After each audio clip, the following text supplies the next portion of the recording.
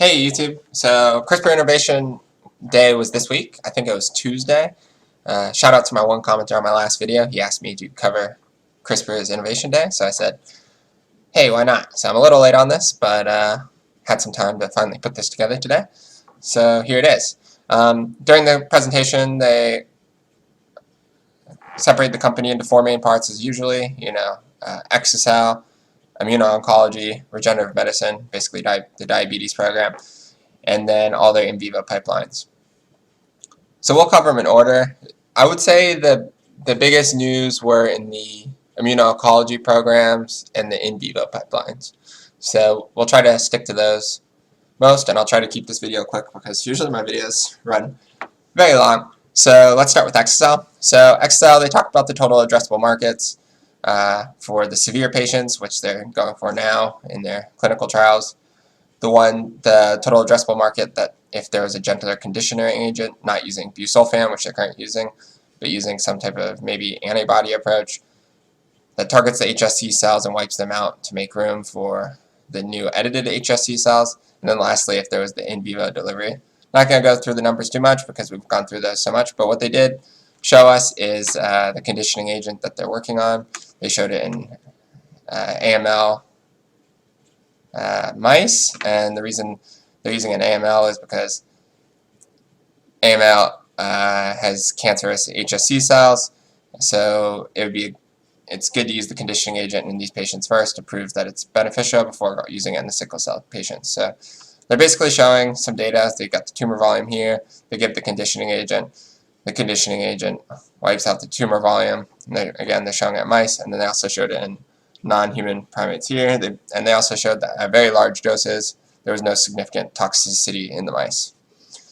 And then they talked about for their in vivo platform, they edited HSC cells with an AAV vector to deliver the Cas9 and the guide RNA, and they're showing they did get editing in the 60% range. It wasn't the fetal hemoglobin edit that they're using for sickle cell, but these other CD34 and CD90. I think they were just picking something to edit to show they could do it.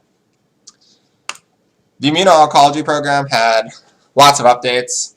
They talked about their next stage programs, the ones with additional edits that they've talked about a long time ago.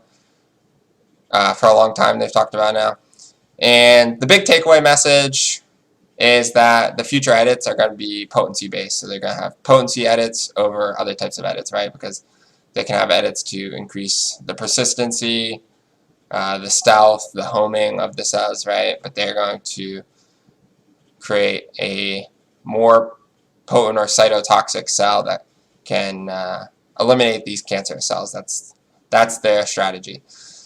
So they talked about CTX110, they talked about CTX120, and they talked about CTX130. We know that CTX110 and CTX120 are very competitive environments. CTX130, a little bit less of a competitive environment. The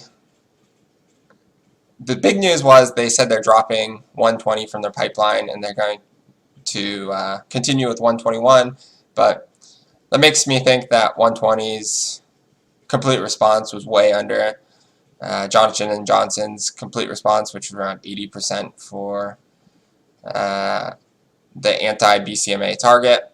So it's probably good for cash preservation, right? Because the immuno-oncology program was the largest cash expenditure of the company. So I'm okay with it. I'm sure a lot of analysts looked at that very negatively.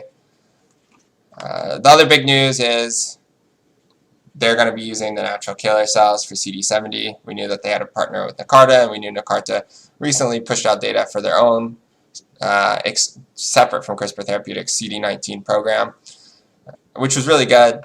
And the reason this is extra good is because if they can basically make a cocktail with the natural killer CD70 CAR NK cells from that with Nkarta, and then also use their CAR T cells that they're wholly owned from their own program into one internal medicine and attack the cancerous cells with both natural killer cells and the T cells. And this is going to be a very different approach from the industry, and I could see this really working out for the company.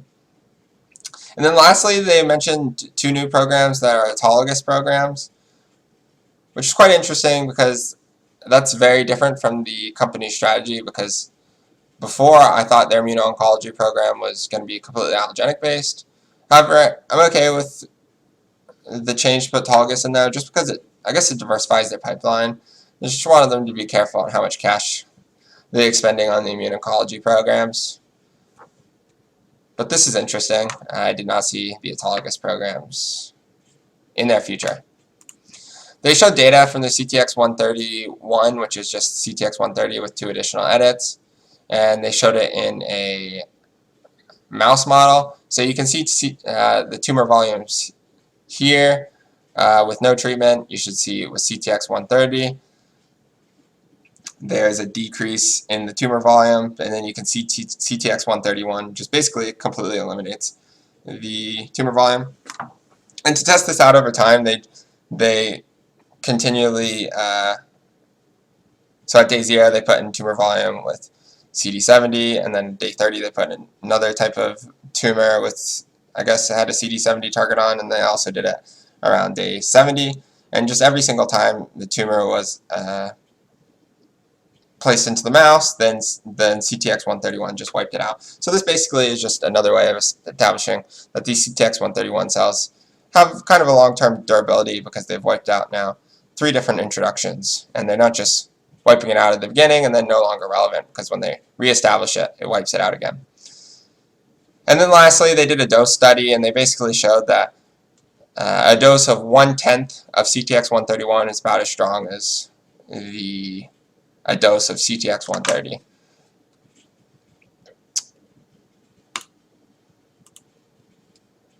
Big news is they said they're using base editors for their immuno-oncology programs. This is really excellent news, because we know to keep up with the future, they're going to have to compete with companies like Beam in the future. And base editors are really good for making multiple edits, and not cutting the DNA prevents the translocation, right? Translocation is more likely to occur when the edits become higher. So when you're talking about the immuno-oncology programs with 7+ edits, it really makes sense to use a base editor. So this should be a really strong indicator that the company is heading in the right direction and is still going to be relevant in the future, and isn't just going to focus on their current disruption edits. Although there is a lot of work to be done with the disruption edits, and they definitely are exceeding, I would say, at picking the right targets with the disruption edits, like sickle cell, and you'll see later a lot of their in vivo pipelines are disruption based. However, in the future, they're definitely going to need a base editor, so it's good that they're going in this right direction, and this will maybe help them continue to be the leader in the field, developing these base editor technologies. And again, the autologous targets, very interesting that they're doing this for their immuno-oncology program. Next, they talked about their regenerative medicine line, which is their VCTX210 line. They also talked about what edits they're going to be doing for the next stage, 211, and then what 212 is going to be. Basically, VCTX211 has 2 extra edits from VCTX210, and then 212 is just a completely different approach. And what 212's approach is very similar to Vertex Pharmaceuticals' approach. So what they're doing is, instead of using stage 4 cells, they're using stage 6 immature beta cells, and instead of putting them in a device at the side of the hip that like ViaCyte currently is doing, they're going to inject the cells straight into the vein. The reason they're doing this is because they know Vertex Pharmaceuticals is producing much more, their cells are producing much more insulin in them, and currently the amount of insulin that the 210 cells are producing is not enough to create an insulin independent situation for the diabetic patients, or let's say a functional cure. So they know that they're going to have to produce more insulin, and the way they're going to do this is by using the stage 6 cells and injecting them so they end up in the liver and able to interact with the vasculature to control glucose levels within the blood. And they're going to do this similar to how Vertex Pharmaceuticals is currently doing it. They also showed some data within mouse models that basically showed the 211 edits, so not the 210, which is the current product, but the 211, and basically showing that there is some, the edits are causing immunoevasion. And they also showed that some of the edits are causing larger amounts of C-peptides, which is proportional to extra insulin production. So what they're basically showing is increased insulin production by measuring C-peptide values. Even though they're showing a double increase in the insulin versus from unedited to the 211 edits. This is still not as much as the Vertex Pharmaceutical cells are producing an insulin, and this is why their two-tall strategy is to do what Vertex Pharmaceuticals is doing, because they know that they want to be producing as much insulin as Vertex Pharmaceuticals, because that's how much insulin they're going to need to go for insulin independent in their diabetic patients, or create a functional cure where they no longer will have to take insulin, right? Lastly, we can talk about the in vivo pipelines. A lot of these targets that are new, maybe you might recognize. So CTX 300 in the 300 line is going to be the Crispr Therapeutics cardiovascular program. So you can see CTX 310, CTX 320, and CTX 330. CTX 310 and CTX 330 you're going to recognize because those are both targets that Verve is working on, the company that is paying Beam to use their base editing technology to go after these cardiovascular targets. CTX 310 actually, though, even though they just announced it, they said they're going to be pushing this into the clinic in 2023. This makes me think that they actually might be ahead of Verve Therapeutics in terms of their timeline of when they're getting into the clinic. So that was actually quite exciting. And they also mentioned that they're partnering with Bayer and an ocular program and a hemophilia A program. We know Intellia Therapeutics is working with hemophilia A, so this is one that, are they playing catch up? Where are they in respect to Intellia Therapeutics? How fast can they run to get into the clinical trials with this one? And I will say that over here you can show that these are all LNP targets. In my opinion, we like LNP targets, especially for the liver programs, which we'll talk on the next page, because we know they're working, because Intellia Therapeutics is using them, and LNPs are really easy to deliver to the liver.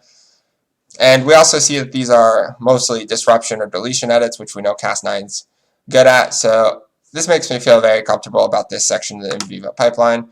And then you can see for some of the places that are harder to target, they're using the AAVs that Capsida which is their collaborator, is producing the AAVs. So they're basically producing the delivery mechanism, where CRISPR Therapeutics is delivering the editing mechanism for Friedreich's ataxia and also ALS. And they also have their programs here that they didn't put in this chart. I don't know why they didn't, but for DMD, which Vertex Pharmaceuticals recently hired a director for, so I think that's pretty promising, but there hasn't been any data release for that. And then DM1, which Vertex Pharmaceuticals recently gave CRISPR Therapeutics the $200 million milestone payment for. No data for. And then cystic fibrosis, again, there's been no data for that one. They also announced 3 different new liver programs, and we know that they've been trying to push liver programs into the clinic fast. I think we will see a liver program in the clinic from CRISPR Therapeutics by next year, even though they didn't mention that. But I have heard them in the past mention that they were pushing, I think they said 12 to 18 months, and that was a while ago, so I bet they push a liver target into the clinic by next year. You can see that 2 of the liver targets, HAE and TTR, are targets that Intellia Therapeutics is currently working on. And then there's this new one, PH1, that I don't know if any of the other CRISPR companies are working on. And then they showed some editing percentages. I believe this was in mice, and basically what they're showing is the editing percent with an LNP delivery mechanism is around the 60 percentile area. Basically what this chart is saying is their editing percent in the liver is very similar to Intellia Therapeutics. So they're basically saying don't count us out of the treating liver diseases, because their editing percent in the liver is very similar to Intellia Therapeutics. And they also showed some data from their ANG PTL3 line, which is CTX 310, which is one of their ones for cardiovascular disease. And remember, this is one that Verve Therapeutics is working on. I really like that they're going for the cardiovascular targets. Verve has been having a lot of success with their data. I think these will move a lot slower through the clinic because these are more preventative disease, and something like sickle cell disease, right? They have the sickle cell disease and they're basically curing them, right? So they probably move through clinical trials slower, but I think it's really great that they're getting into these programs. So overall, just to conclude, exa-cel, I wouldn't say there was any huge news in the area. They did give the conditioning agent in mice data, and they also gave data about their in vivo delivery. However, if anyone, even another company, create a conditioning agent is successful, they're going to, and to become more gentle, they're going to use it and they're going to unlock that total addressable market. So I don't think it's too particular that it's CRISPR Therapeutics that comes up with the best conditioning agent. And then their immuno-oncology, they get a lot of new data, especially for the CD70 program, because they showed how much difference their new potency edits make, and that's really exciting. And we do know that that's the other target that they can use CAR natural killer cells for in the future. So I think between their potency edits and then also introducing CAR natural killer cells, I think they'll make a really big difference for the CD70 target. The regenerative medicine, they gave data. I think the thing to really look for in their regenerative medicine pipeline is if they can successfully cause their islet cells to be stealth from the immune system without the patient taking immunosuppression. It basically means their intellectual property to do that is very powerful. And companies like Vertex Pharmaceuticals are going to really want CRISPR Therapeutics help in causing immunosuppression in their diabetic programs, maybe even become a very attractive acquisition target. And then lastly, there were all those such new in vivo targets in their in vivo pipeline. So I think that's a really exciting part of the company, and it's going to be really exciting to see how fast they can develop these in vivo targets and play catch up with Intellia Therapeutics. And then lastly, it's really great to see that they're giving us some data about their base editors and that they picked them out because their immuno-oncology programs are starting to have a lot of edits, and then we know that base editors become very important when you start doing that many edits within the DNA because you don't want to cause translocations. So again, overall, really awesome event, and tell me what you guys thought about the event. Thanks. Bye.